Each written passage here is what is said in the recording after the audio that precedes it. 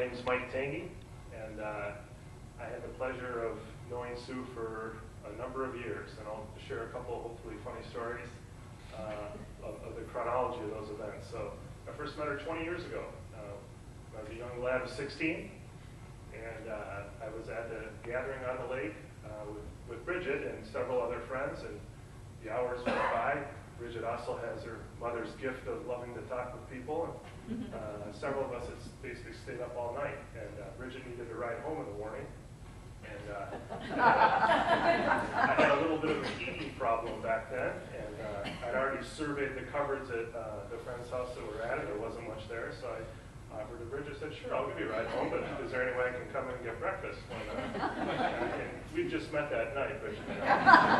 So Bridget said, sure. I think her prospects for a ride home were pretty slim at that point, so gave her a ride home, and the light was on in the kitchen, and Sue was studying for, was she going to, studying for her master's then, so she was up at the time.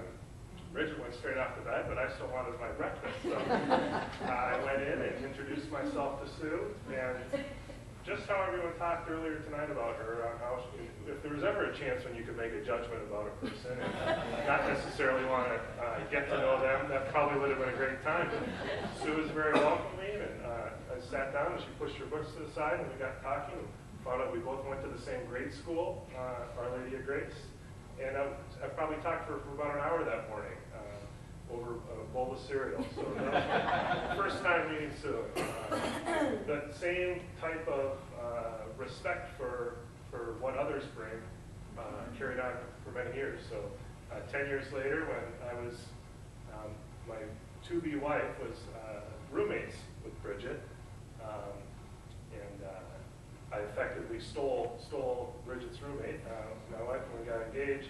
Again, Sue, just a huge part of that time.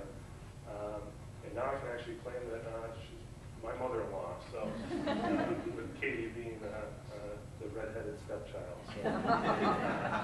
and then I got to also experience Sue in a professional capacity when I had to come to a city council meeting and ask for something, and it was a fairly intimidating thing to come up here and look at everyone's stern faces waiting to hear what I could possibly want. And I went down the line, and then I finally got to Sue, and the nod and the wink from her was just very comforting at the time. So just a wonderful, wonderful person, and we're all the better for her. So very sorry.